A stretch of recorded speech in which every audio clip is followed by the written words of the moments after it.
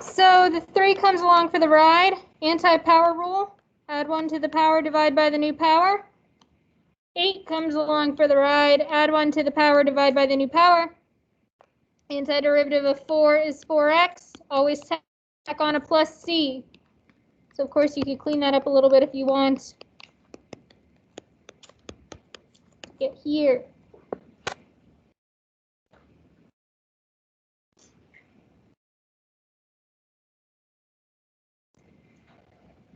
For the second one, we can think about this as 4x to the negative first, but remember that's the only case where we don't use the anti-power rule. If that was anything besides a -1, we would use an anti-power rule. So if that was an x squared in the denominator, would have been a power rule. But this, since it's the negative first power, this is the natural log one. So we have 4 times the natural log of the absolute value of x. So essentially the 4 comes along for the ride, and then it's just the antiderivative of 1 over x.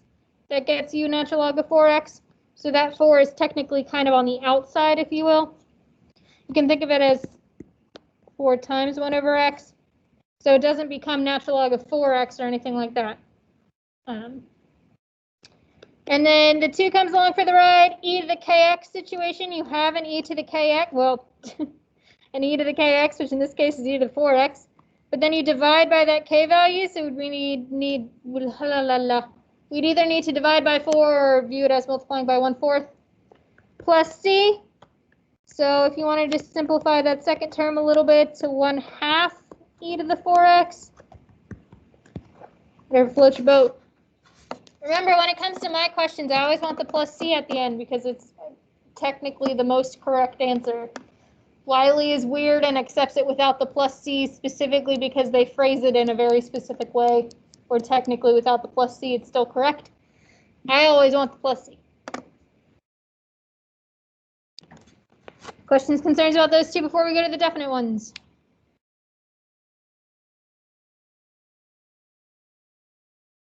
Okay. So remember, the definite ones start out essentially the same. You still have to find the antiderivative. So we have 4 comes along for the ride, add 1 to the power, divide by the new power. 2 comes along for the ride, add 1 to the power, divide by the new power, plus c. So x to the 4th plus x squared plus c from 0 to 2. And remember, the difference now is we take the top bound and we plug it in. And then we subtract what we get when we plug in the bottom bound.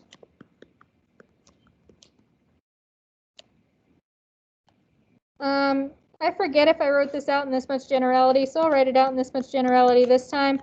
So essentially, remember, you have to distribute that negative. So I know there's a bunch of zeros, so it doesn't really matter. But remember also that essentially you get plus c and minus c, so those are always going to cancel each other out.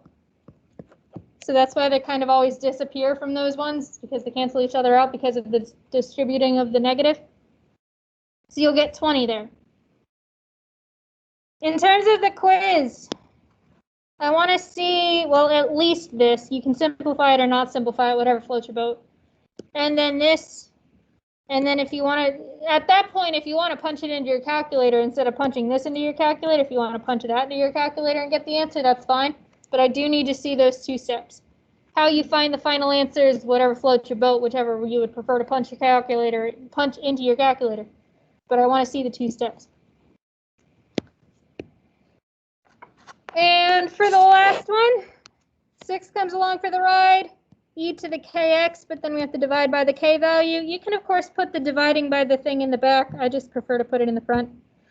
Antiderivative of 2 is 2x plus c from 1 to 2, so I'll make that 2 e to the 3x minus 2x plus c from 1 to 2.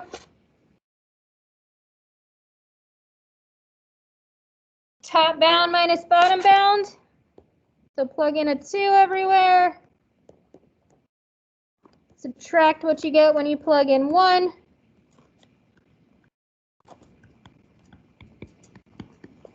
The c's are going to cancel each other out. You'll get 2e to the 6th minus 4 minus 2e to the 3rd plus 2, because you have to distribute that negative. honestly, the only thing I would simplify is that 4 and the 2, well, the -4 and the 2. So I would make it 2e to the 6th minus 2e cubed minus 2. I would leave it there. Again, at that point, if you showed me those two steps, this one at least, and this one, if you then punched the original integral into your calculator and found a decimal answer, apparently the me of yesterday didn't want a decimal answer, so the instructions say don't write it as a decimal. If you really want to write it as a decimal, you can write it as a decimal. I don't really care. But as long as you show me the antiderivative and the plug-in step, I don't care how you actually go about finding the actual answer. I mean, you've done most of the work if you showed me both of those steps, but questions, concerns on any of that?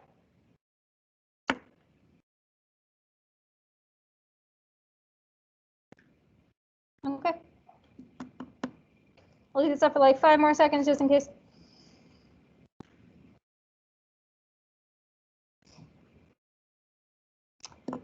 So Monday, we started talking about 5.3, which was about essentially viewing the integral as area.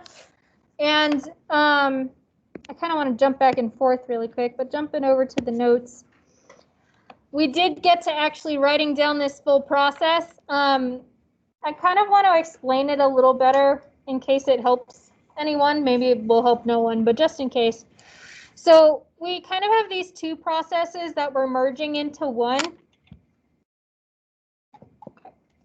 So we have these kind of total area questions, which essentially says find the area of this function bounded by the x-axis.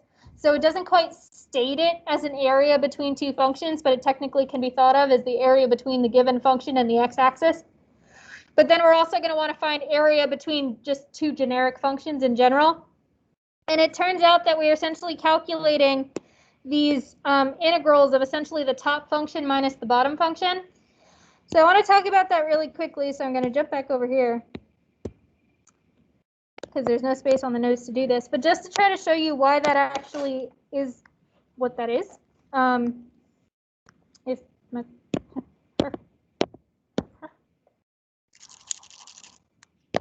there we go. So say I have two functions. Say I have some f of x and some g of x. If I ask you to find the area between them, the area that I want is this area in here.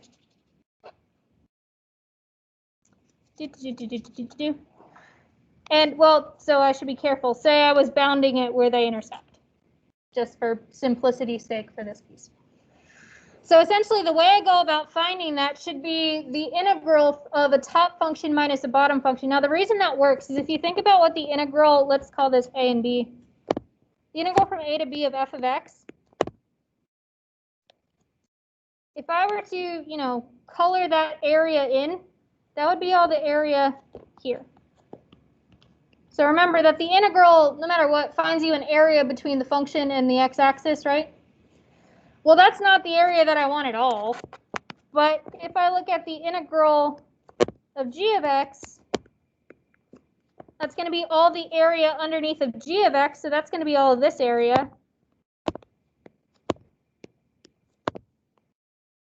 So notice that doesn't come across very nicely. It comes across much nicer on my screen, the colors. But notice that the integral of g of x gives us too much area. And how much extra area do we have? The exact amount of the area under f of x. So that's essentially why this is exactly what it should be. It should be that the total area between should be essentially the area underneath of g of x minus the area underneath of f of x. If we take all of that purple shaded area and take away the green shaded area, I'm left with the yellow shaded area. Hopefully you can see all the colors that they're supposed to be. And if you think back to some of our integral properties, we can always separate or smush back together. So since these are going over the same interval, we can smush this together to be the integral of g of x minus f of x. where essentially, if you think about it, this g of x is our top function, and this is our bottom function. So that's kind of why it works, in case that helps anybody. Maybe it helps nobody, but in case it helps you to see why that actually came into being, that's kind of what's going on here. Because we want to find just the area between the two. So if we take the areas of both of them to the x-axis, one of them is going to be part of what we want. One of them is going to be the extra piece we don't want. And we take away the piece that we don't want, we're left with what we want. But anyway, so going back over here. Over here. So we wrote all the formal process down the other day. And also remember, so the first thing we always do here is we find where they intersect. So in the thing I was just viewing, I specifically took an interval so that the one function was on top of the other the entire time. If I took a different interval, they might flip-flop. So that's why I need to first find where they intersect to make sure I can take into consideration where they might flip-flop over each other so that I can set up the intervals correctly. But anyway, we did skip writing it down formally. So I want to write it down formally really quick. So that's right over here, if you're on this page. But anyway, formally, if you have, there we go. Formally, if you have two functions f and g that are continuous, and g of x is less than f of x, so essentially g is below f for that interval, then the area between the two is essentially what I wrote on the other page, but kind of backwards.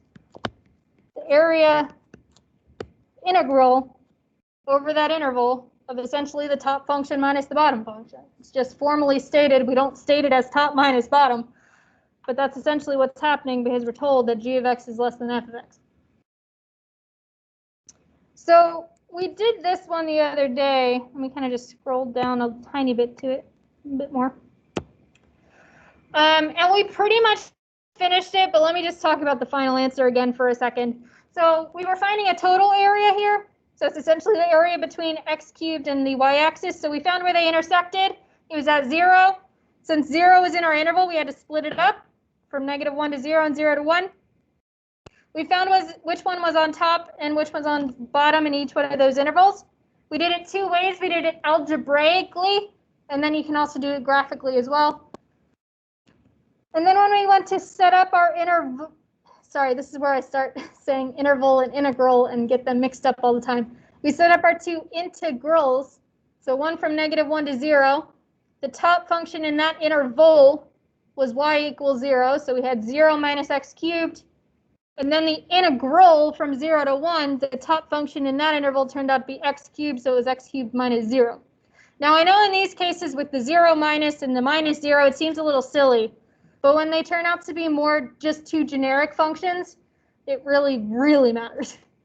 So here, I just punched both of those into my calculator when I was doing this and got an answer of 1/4.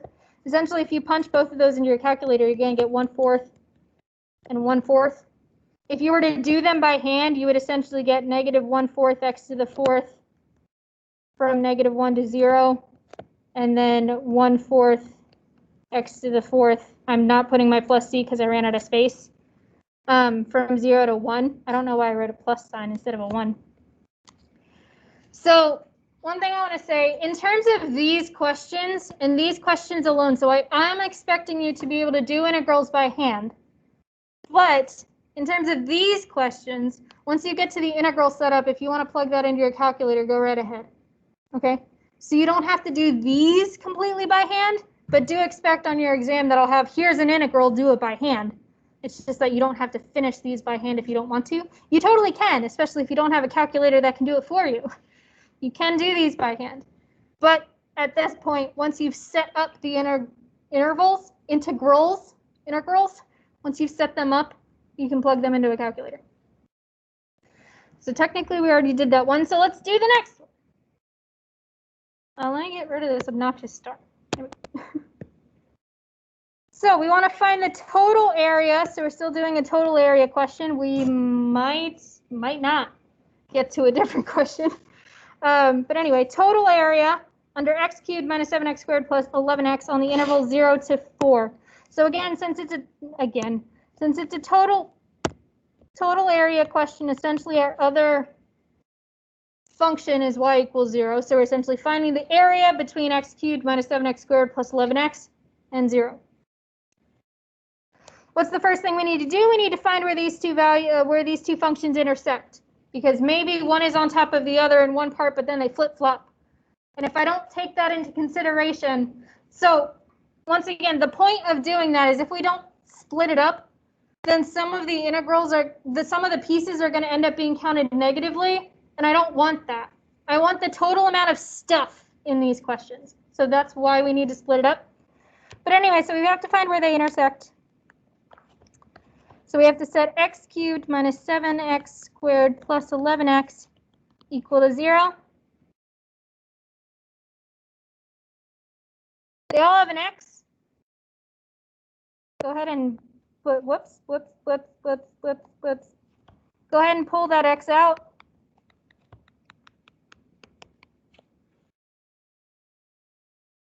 Which means that either x is 0 or x squared minus 7x plus 11 is 0. Bad thing about this one is that doesn't factor. Because there's no two numbers that multiply to 11 and add to negative 7. So x equals 0 gives us x is 0. So we want to remember that, so let me box it. So here we essentially have to use the quadratic formula. So we've got negative b, so negative 7 is positive 7, plus or minus the square root of b squared minus 4 times a times c all over 2a.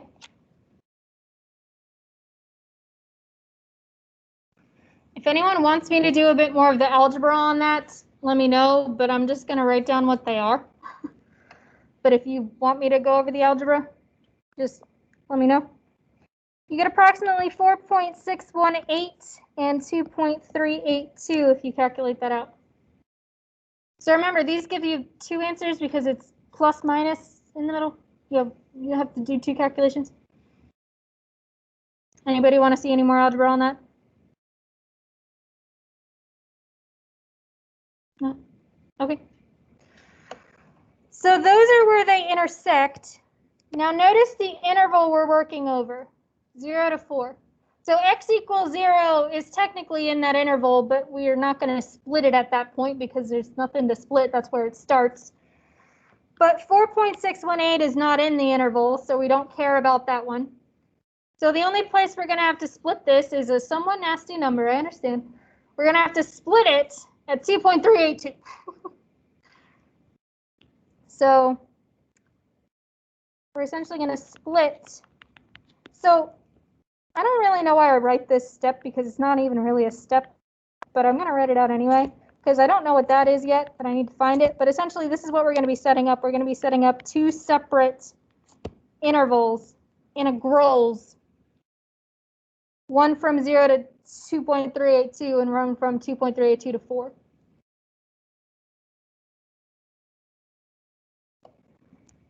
Save myself some space. Let me do the top versus bottom here. I'll do both again, algebraic and graphically. You only need to do one of them, but just for the sake of doing everything full out, I'll do both ways. So we're working between 0 and 2.382 and then at 2.382 to 4. If you're doing this algebraically, you're going to pick a number in each one of those intervals. So I'm going to choose x equals 1 and x equals 3 because those are some of the nicer points that are in there. And you're going to plug them both into both of the functions. So remember, we're working with two functions here, the x cubed thing and the y equals 0. So if I plug x equals 1 into y equals 0, I just get 0 because that's what you get because there's nowhere to plug anything in. If I use the x cubed thing, now I don't have enough space to write out the full function, but if I plug 1 into the x cubed minus 7x squared plus 11x, I will get 5. Which number is larger, 0 or 5? 5. So since 5 is the larger number in that interval, That means that the x cubed function is the one on top. And then let me plug in x equals 3. If I plug that into y equals 0, I just get 0 because I get that everywhere. If I plug it into the x cubed thing, I'll get -3. What's the larger number between 0 and -3? It's 0. So our top function there will be 0. Clarification. In both of the ones we've done already, they have flip-flopped. It's not guaranteed that they will. So don't assume that just because the x cubed thing was on top in the one, that it's not going to be on top in the other one. It more often than not, it does flip-flop, but sometimes it doesn't. So don't just, assume that it's going to switch. Sometimes it doesn't. If we were to do this graphically, where do I want to do that? I guess I'll try to do it over here. This graph looks approximately like this, where we're cutting it off here and here. No. What the heck? That's what my notes say, but my notes must be wrong. So let me draft that really quick. What does that look like? I don't have my calculator. Woo! One moment. Graph x cubed minus 7x squared plus 11x on 0 to 4. I don't know what the heck my notes were doing, but that's not what that'll look like. Sorry about that. So it looks like this.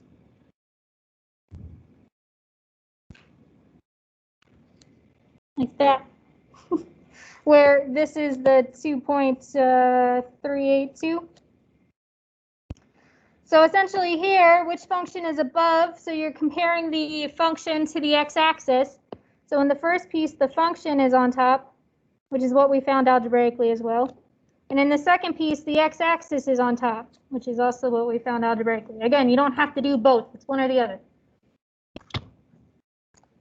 So, space-wise, I'm going to jump all the way down here. So I didn't need to draw that all the way off in the corner, but who cares? So we have two integrals, one from 0 to 2.382, and one from 2.382 to 4. And now my integrand is the top function minus the bottom function. So in the first set, the top function was the x cubed hoopla. So x cubed minus 7x squared plus 11x minus 0. Now, if you don't want to write the minus 0, fine, whatever. But again, when it comes to a different function that's not y equals 0, it's of course got to be there. And then in our second interval, the 0 was on top. Now, the only thing you want to be careful with here is since the bottom function is more than one term, put it in parentheses because you would need to distribute that negative. Or you can always put the back function in parentheses, even if it's just a number. So we'd have x cubed minus 7x squared plus 11x. There. So again, in terms of these types of questions at this point, you could take out your calculator if it can do such and just type them in and get the answers. If you would have to do them by hand, I'll write down the antiderivatives, but I'm not going to write out the full plugging in step. Whoops, negative 1/4. That doesn't look like a negative. Negative 1/4. Distributing that would get plus 7/3 x cubed. Distributing would give us minus 11/2. And I ran out of space to write my bounds, but of course you'd write your bounds at the end. If you plug those suckers into a calculator, though, hopefully my notes aren't lying about this, you should get 7.72 and 5.0 for 12.77.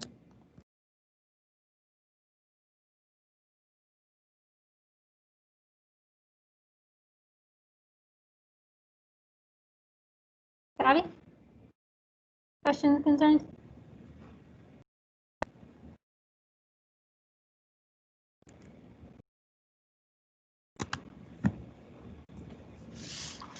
Oh, actually, the next thing is kind of short, so we'll do that first.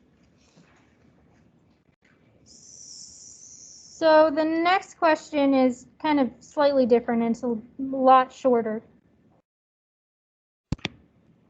So for the following, determine if the integral from 0 to 5 of that function, whatever function is graphed, we have 3 different functions, would be possibly positive, negative, or approximately 0. So remember, for the integral in general, any area below the x-axis is negative, any area above the x-axis is positive. The only time you make everything positive is when we do the process we just did. But if you're not asked to do that, then you just calculate it normally. So here, if I'm looking at this first function, well, the area I'm finding is essentially there's this little tiny bit up there, but then most of it's down here. So since most of that area is below the x-axis, this integral, whatever it turned out to be, is most likely going to be negative, because the bulk of the area is below the x-axis, which in a general integral is treated as negative.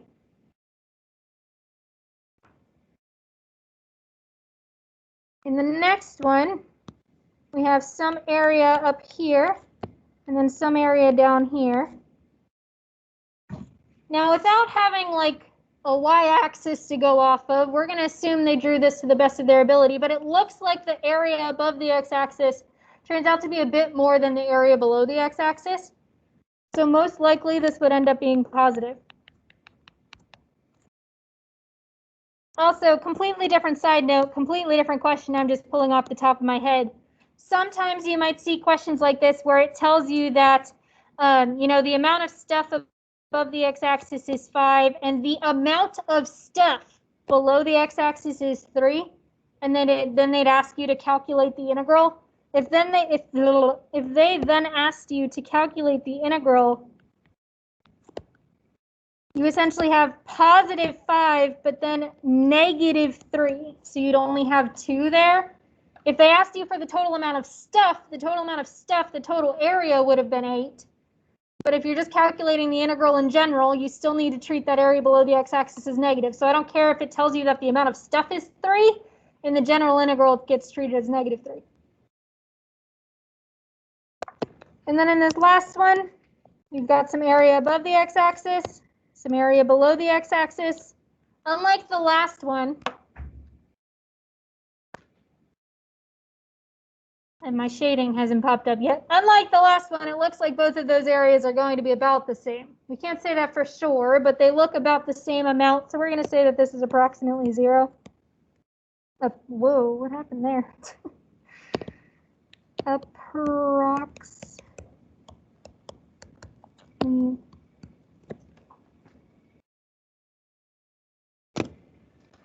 So you can also kind of take a look at a graph and get an idea of whether the value should be positive or negative or approximately 0 by just taking a look at how much area you're working over.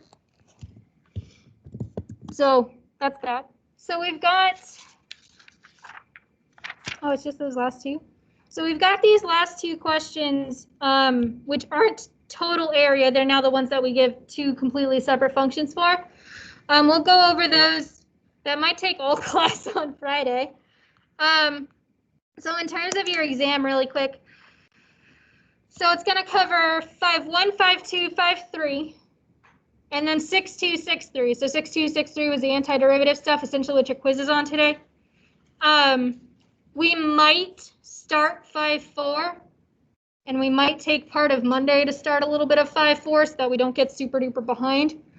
But 5.4 will not be on the exam. And I'll be putting out the review, should be out by Friday, maybe later in the day on Friday, but Friday. And that'll list all the things you'll want to know from 5.1 to 5.3, 6.2 to 6.3. Did I mention already, I am expecting the exam to be taken in person, kind of like last time. I think I said that on Monday. Did I say that on Monday? Okay, then I'm not going to say it again. I'll probably be sending out an email to remind people anyway. But anyway, at this point, let me stop recording. People on Teams, if you could pop